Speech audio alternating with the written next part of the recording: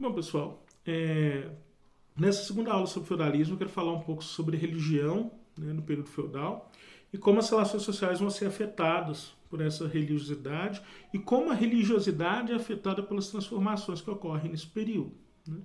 Bom, quando a gente vai tentar falar ou se lembrar rapidamente sobre o período feudal, vale a pena a gente imaginar que os quatro cavaleiros do Apocalipse são quatro características do período feudal, né?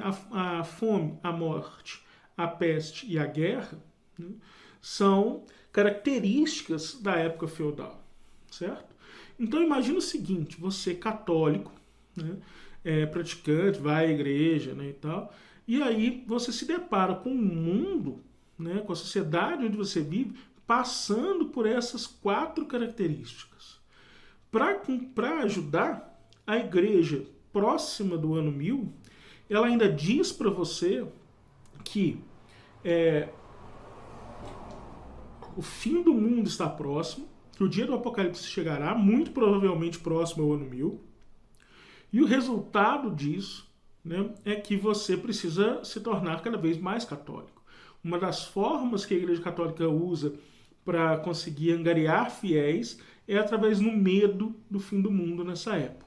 O medo na sociedade feudal é uma característica muito forte, né? Então a gente vai estudar bastante sobre esse medo nessa época, que vai nortear boa parte do comportamento social desses sujeitos.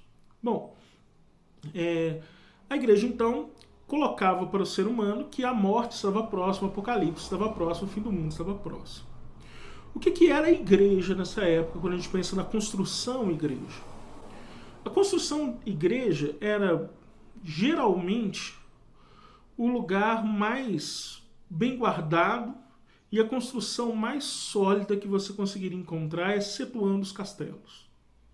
Você, enquanto servo, encontrava na igreja um refúgio contra possíveis ameaças.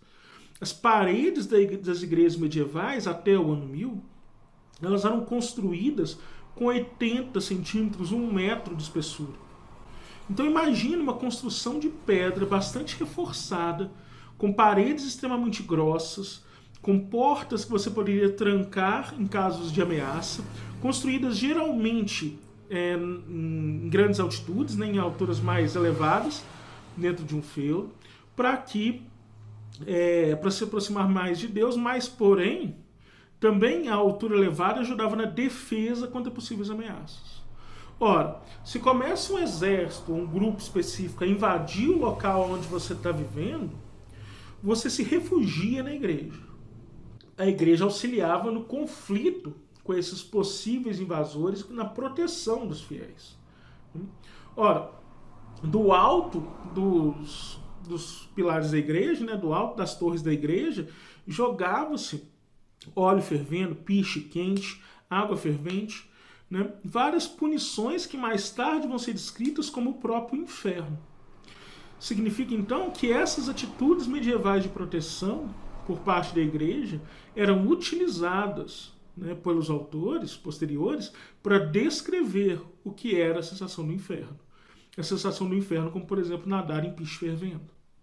Ora, jogavam esse tipo de coisa, né, esse tipo de mal nas pessoas que ali embaixo estivessem, né? Ora, então a igreja tinha esse monopólio do ideal, né, das pessoas, da ideia das pessoas, e entendia que ela tinha essa força. Como é que era a figura de Cristo da época? A figura de Cristo da época, ela estava de pé na cruz, né? Ela não estava com os pés cruzados e com um prego entre eles.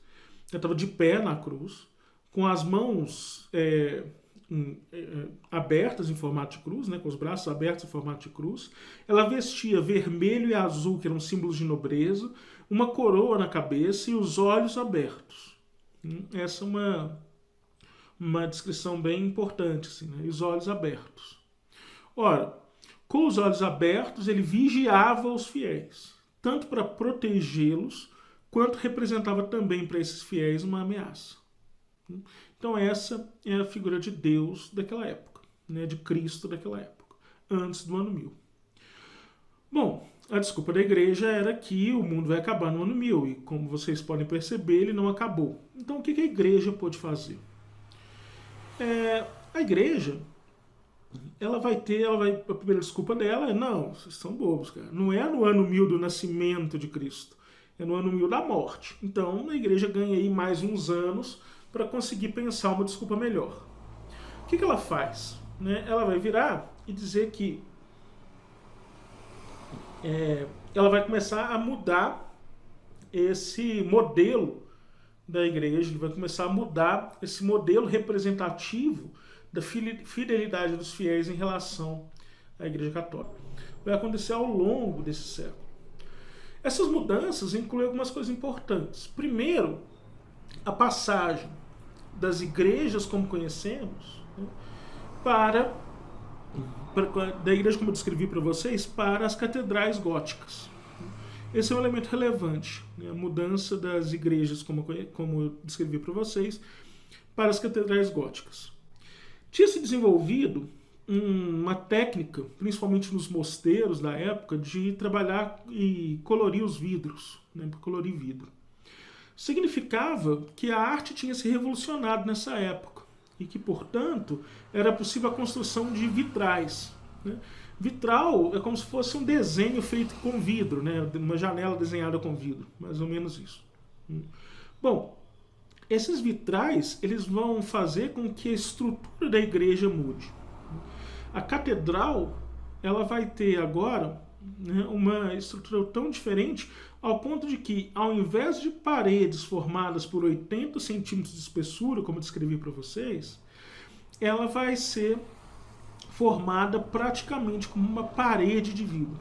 Uma parede de vidro colorido que, combinado, resulta naquele desenho específico, geralmente representando as lamúrias de Cristo, o sofrimento de Cristo, e o papel de proteção que agora Cristo precisa, de certa maneira, por parte dos fiéis. Essas paredes de vidro incluem também, obviamente, uma mudança do ponto de vista arquitetônico da coisa. É preciso um desenvolvimento técnico da arquitetura para que isso pudesse ser feito. Porque, olha só, se eu derrubo a parede de uma igreja, a igreja praticamente cai. Agora, se eu quebro os vidros de uma catedral gótica, a catedral continua de pé. As estruturas arquitetônicas que sustentavam essas catedrais, elas vão ser bastante importantes para a gente conseguir perceber essas mudanças, tanto na técnica quanto na qualidade das feituras, das coisas que eram feitas durante o período feudal. Bom, e agora a catedral gótica. Ela é bastante frágil, enquanto a igreja representava algo para defender o povo, defender os fiéis, e era um lugar para onde o povo fugia, caso seja necessário. As catedrais elas vão ser bem frágeis do ponto de vista de resistência. Se entra um exército que invadir a catedral, é só quebrar o vidro e entrar, praticamente. Agora, se entra um exército que invadir uma igreja, é mais complicado. Certo? Esse é um ponto importante. A catedral é muito frágil em relação à igreja. Uma outra mudança importante é na figura de Cristo. A figura de Cristo que antes era representada, como eu descrevi para vocês, de olhos abertos, de pé na cruz, com as cores de nobreza, agora passou-se a ser representada pela essa imagem que nós temos de um Jesus Cristo contemporâneo. Assim. Aquela figura que está morto na cruz, de olhos fechados na cruz, de braços abertos, e ele está com os pés pregados, todos os dois pés pregados, e só com um pequeno manto cobrindo suas partes íntimas. Assim, A coroa de espinhos marcando o sangue descendo pela testa. Então essa mudança de figura de Cristo é bem importante. Porque, olha só, enquanto o primeiro Cristo vigiava o fiel, tomava conta do fiel, seja para o bem, seja para o mal, a segunda figura de Cristo morreu pelo fiel na cruz. E o maior exemplo, a maior demonstração disso é o fato de que essa segunda figura de Cristo apresenta uma chaga que a outra não apresentava. Mostra, deixa evidente uma chaga que a outra não apresentava. que é a chaga aqui da costela. Né? Vocês lembram lá que foi um soldado romano que acabou, no fim das contas, matando Cristo. Né? Que era o Longina, São Longina, que vai matar Cristo. Isso mais tarde vai ser visto como gesto de piedade, por aí vai.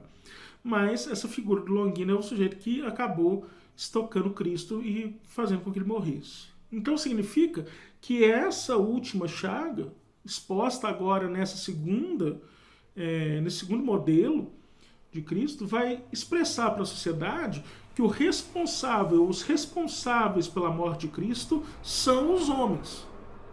Então fomos nós, as pessoas, que permitimos a morte de Cristo. Certo?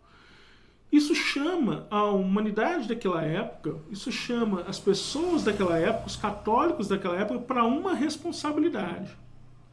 E essa responsabilidade é a proteção de Cristo. É lutar em nome de Deus. É lutar em nome de Cristo. Portanto, enquanto a igreja protegia os homens que eram frágeis, e Cristo se apresentava de uma maneira absolutamente soberba e forte, com as catedrais góticas, agora é o homem que protege a igreja. É o homem que protege as catedrais. É o homem que protege os bens da igreja, porque afinal de contas Cristo morreu por ele.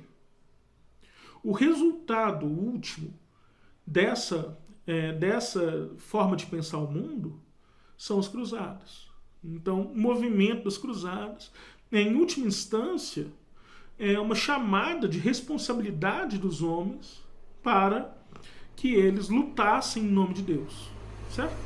Então, essa passagem ali ao longo do ano 1000, ela vai ser muito relevante para a gente conseguir compreender bem a figura da igreja dessa época. Certo? Bom, eu ainda devo gravar mais um ou dois vídeos, dependendo do quanto tempo durar, para falar um pouco para vocês sobre a economia daquela época e fazer um fechamento, né, tentando juntar esses vídeos, tentando alinhavar um pouco melhor o conteúdo, certo? Grande abraço, até mais.